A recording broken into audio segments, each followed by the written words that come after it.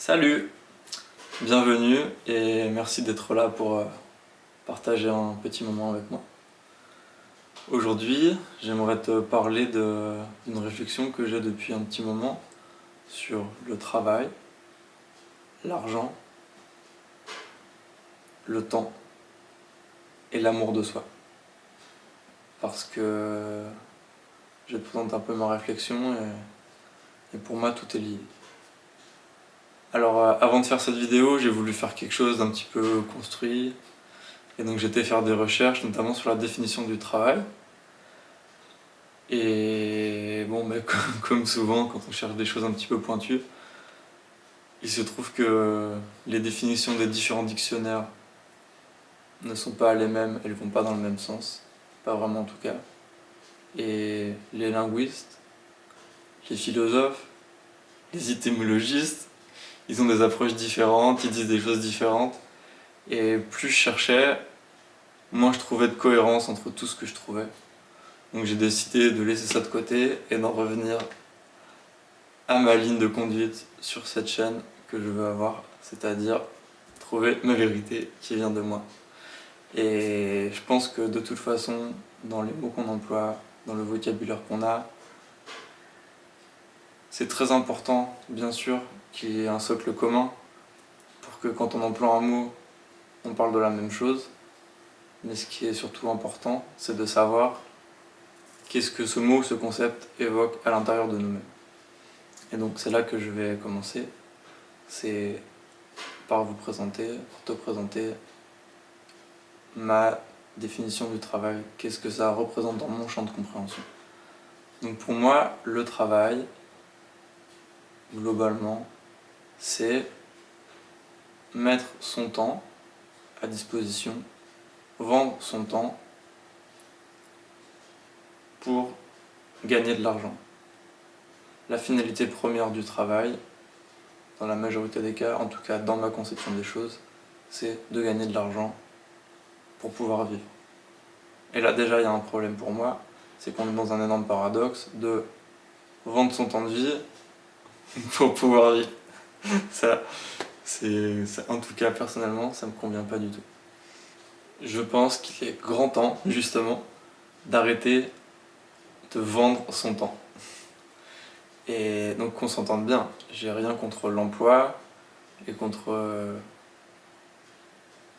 Il y a des gens qui s'épanouissent à travers leur emploi, qui ont le sentiment de faire des choses utiles pour la société ou en tout cas pour eux-mêmes, qui ont des projets, qui les font avancer, qui leur donnent de l'énergie le matin, qui leur donnent envie de se lever et de réaliser des choses. Et ça, c'est essentiel.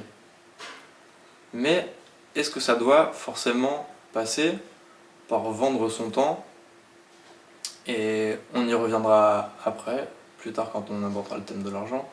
Mais souvent, pour une valorisation financière qui pour moi n'est pas en adéquation forcément avec l'investissement personnel.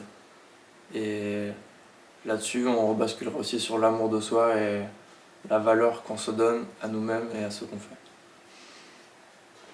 Donc, le travail, moi, c'est un mot que j'essaye de sortir de mon champ de perspective, puisqu'il y a beaucoup d'idées qui flottent autour de ça, de souffrance, de labeur, de productivité, et tout un tas de choses que j'ai du mal à détacher de ce mot.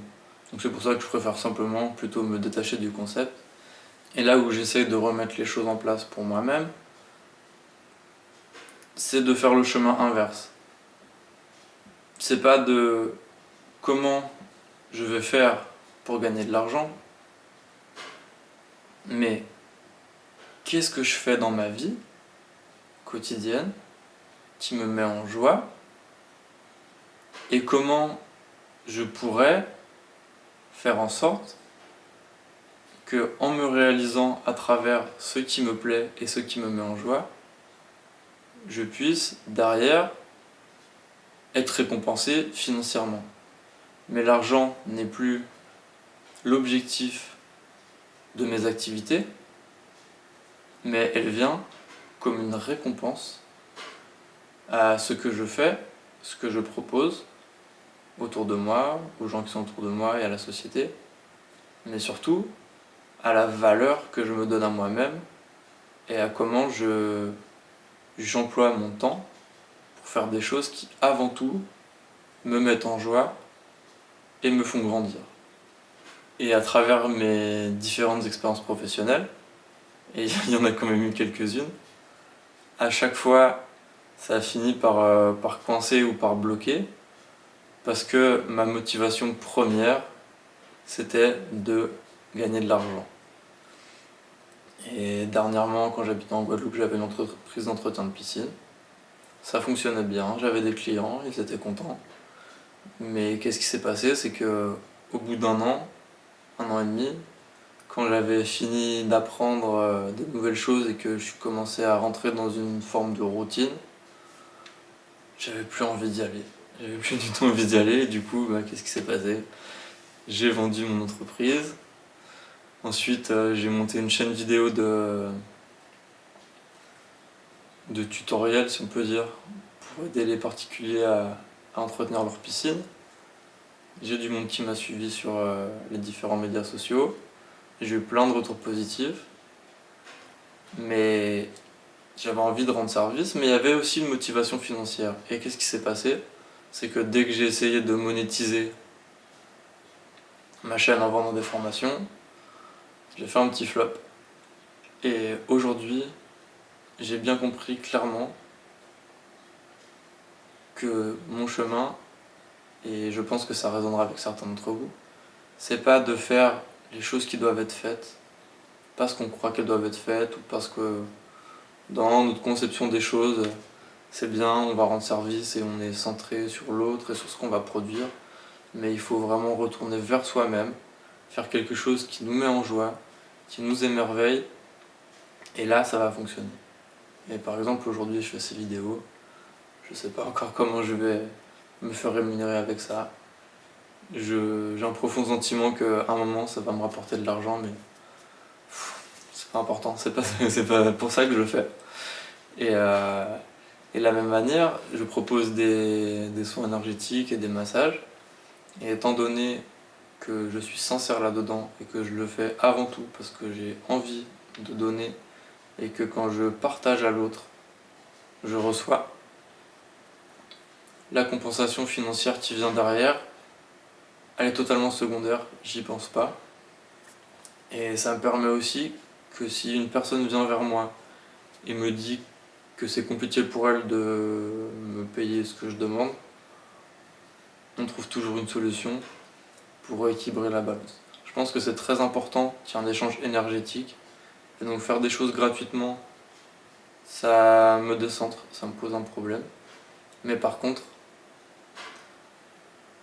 on peut faire un échange de services où on me donne des légumes ou peu importe. Je suis totalement ouvert à ça et l'argent,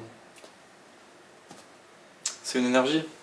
Et du coup, on va basculer maintenant petit à petit sur la deuxième partie, donc l'argent en soi. Et l'argent, qu'est-ce que c'est? C'est simplement une énergie.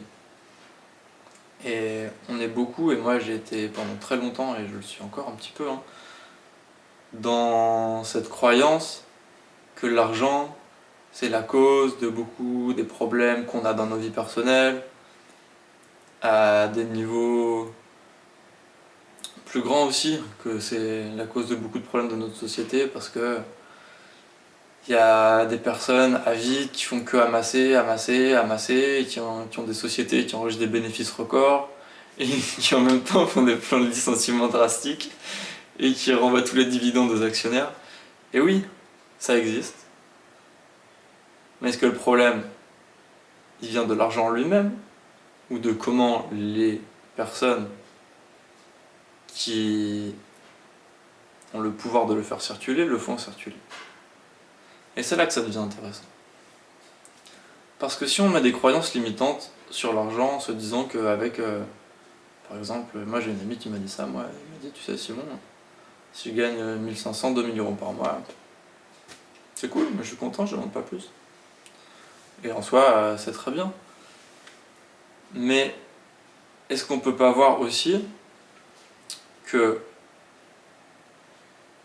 plus on va gagner d'argent, plus on a du pouvoir pour faire circuler cette énergie et cet argent. Et par exemple, moi j'ai réfléchi, qu'est-ce que je faisais si je gagnais beaucoup d'argent? Qu'est-ce qui changerait dans ma vie? Et comment je le mettrais à contribution? Et donc qu'est-ce que je ferais? Et ben, la première chose que je ferais déjà, c'est que je changerais ma consommation, mon mode de consommation. Donc j'irais consommer des produits encore plus éthiques, qui correspondent à mes valeurs, avec des matériaux renouvelables ou recyclés, faire travailler les artisans locaux, développer une économie qui me semble plus juste, plus solidaire, plus équitable, et arrêter justement d'envoyer mon argent à ces grands patrons qui eux ne veulent que l'avidité, qui ont 12 bateaux, 15 maisons, qui savent plus quoi en faire, qui sont dans une folie tellement grande qui ont tellement de dividendes que même s'ils vont manger au restaurant le plus cher de Paris, pendant qu'ils ont mangé, ils ont gagné plus d'argent que ce qu'ils ont dépensé. Et ensuite, une fois que j'ai fait ça, qu'est-ce que je fais? Eh ben, je vais employer une femme de ménage, ou un homme de ménage, hein, peu importe, que je vais rémunérer à un tarif qui va lui permettre à cette personne de se sentir valorisée, reconnue. Moi, je vais la traiter des manières possibles, donc c'est-à-dire pas en lui laissant une maison en chantier, la traitant comme une boniche, mais en la considérant vraiment comme une personne qui vient me rendre un service. Ça va alimenter sa famille. Et moi, qu'est-ce que ça va gagner derrière? Ça va me donner plus de temps pour moi et me libérer d'une tâche. Franchement, le ménage, je n'apprécie pas trop. Et, euh, et donc, qu'est-ce que je vais pouvoir faire avec ce temps? Et bien encore plus m'occuper de moi-même, encore plus rayonner, encore plus partager, encore plus probablement gagner d'argent. Et donc ensuite, qu'est-ce que je vais pouvoir faire? Je sais pas. Prendre un jardinier, je sais pas ce que je vais pouvoir faire, mais c'est infini en fait. C'est une vision des choses. Et j'avais lu un livre qui s'appelle Wake Up. J'ai oublié le nom de l'autre. C'est Elisabeth. Je vous mettrai le nom dans la description et je vous mettrai même un petit lien vers le livre. Et en fait, cette dame, elle a fait des séminaires et elle était dans un schéma très traditionnel, mariée, 2 enfants, un travail. Un jour, elle a tout envoyé balader. Wake up, elle s'est réveillée. Aujourd'hui, elle fait des formations, des séminaires, elle écrit des livres qui se vendent bien. Et elle, c'est son approche qui me parle beaucoup. Et elle témoignait d'une des dames qui est venue dans ses conférences, qui a fait des ateliers avec elle, qui en fait a développé une plateforme d'apprentissage en ligne. Et en fait, qu'est-ce qui se passait? Étant donné qu'elle n'était plus rémunérée à la tâche,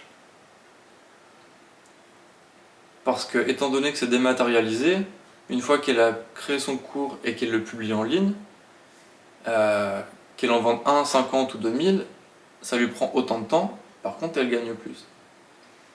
Et en fait, ce qui s'est passé, c'est que l'argent qui rentrait pour elle devenait le baromètre de la qualité du travail qu'elle proposait et de la satisfaction qu'avaient les personnes qui suivaient ses cours à recevoir ses connaissances. Et donc là, je trouve ça super intéressant, parce qu'on est dans quelque chose de tellement vertueux. En fait, plus elle propose un contenu de qualité, plus elle va apporter sa lumière au monde, plus ça va lui revenir directement, elle va gagner de l'argent, elle va rayonner, elle va se sentir plus alignée avec elle-même, elle va encore avoir de nouvelles idées, envie de s'expandre, et c'est infini. Et je pense que l'argent, on peut vraiment l'envisager comme ça, comme une énergie libératrice et qui peut croître, plutôt que quelque chose de limitant où on doit faire nos comptes, regarder à la fin du mois combien d'argent il nous reste avant d'aller faire nos courses. Donc bien sûr, c'est une réalité pour beaucoup de gens, et pour moi aussi, encore aujourd'hui, bien sûr. Mais je pense qu'on peut sortir de cette croyance fataliste, que ça doit être comme ça et que ça ne peut que être comme ça. Parce que si on a cette croyance, on la manifeste, on la crée dans notre réalité, et fatalement, c'est comme ça.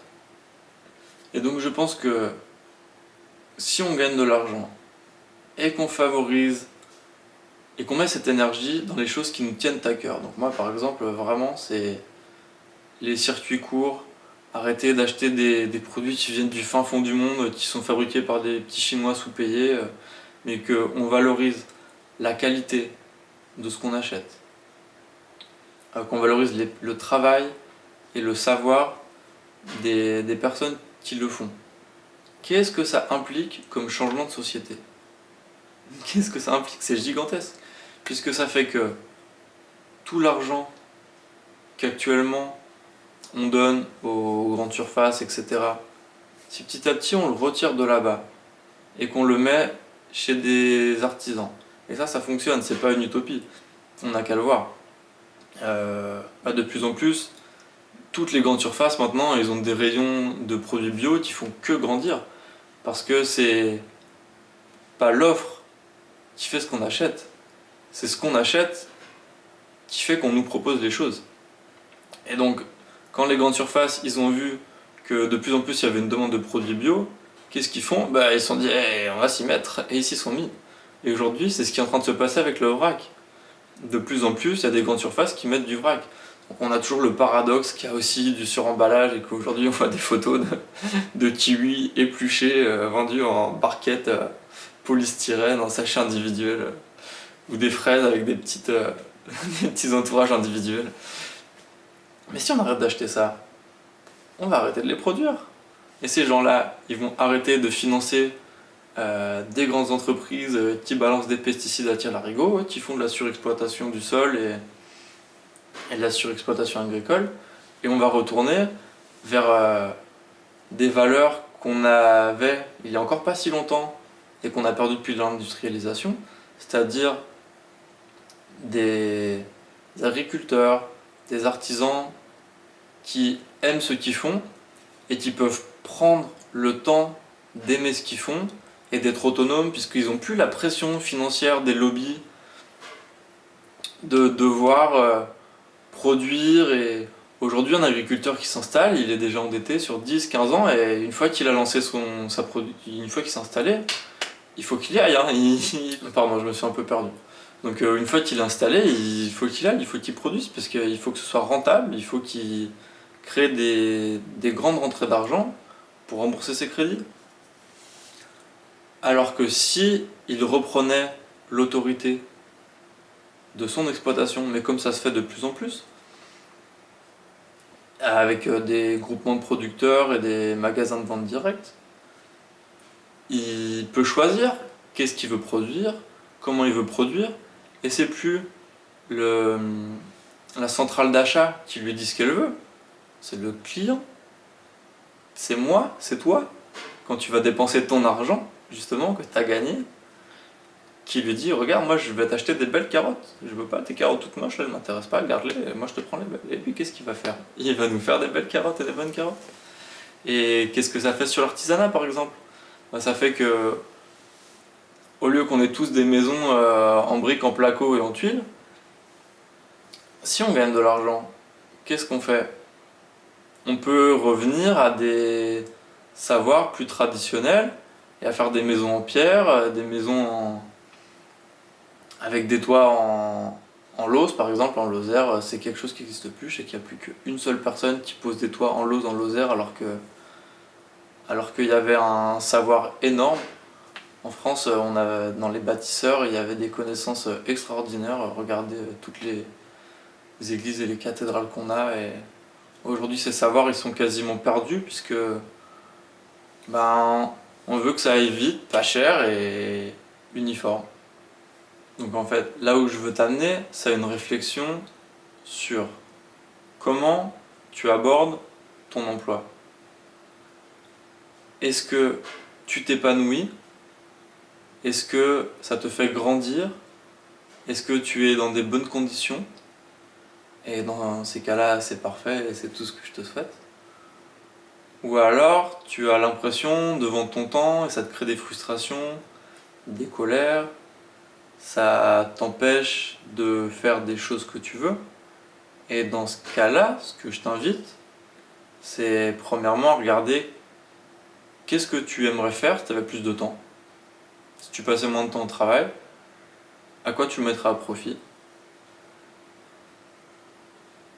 Et de commencer à voir déjà si actuellement, dans ta situation, tu peux pas te dégager un petit peu plus de temps pour faire ça. Sans te demander comment tu vas rémunérer, comment tu vas gagner de l'argent derrière. C'est pas important tout de suite, ça va venir tout seul. Moi, je pars vraiment du principe que c'est quand on commence à se mettre son énergie dans un projet, dans une intention, dans une idée, que petit à petit, ça découle. La pelote de laine se déroule et on voit la suite. Il n'y a pas besoin d'avoir la grande vision globale tout de suite avant de faire quelque chose. Ce serait triste. Et donc, regarde qu'est-ce que tu peux faire. Et peut-être que petit à petit, les idées vont te venir. Et tu vas avoir envie de peut-être passer un peu moins de temps au travail. Et peut-être que dans ce cas-là, si tu es en plein temps, tu pourras négocier un trois quarts de temps ou un mi-temps pour commencer à mettre en place une activité professionnelle qui t'épanouisse, qui te valorise, où toi tu grandis et tu partages, tu rayonnes, tu fais grandir les autres, ça te revient, tout, et la spirale, et on monte. Et pour moi, il est là l'amour de soi. Il est là l'amour de soi. Et c'est là où moi j'ai envie qu'on aille collectivement. Moi j'ai envie de voir des gens heureux, qui rayonnent, qui s'épanouissent autour de moi. Pour moi, encore plus rayonner, m'épanouir aussi. J'ai plus envie de voir les gens qui râlent après le boulot, qui râlent après le patron, qui râlent après les employés, qui râlent après les prestataires de services, qui... Bon, quelle que soit la situation professionnelle, il y a souvent des choses qui vont pas. Et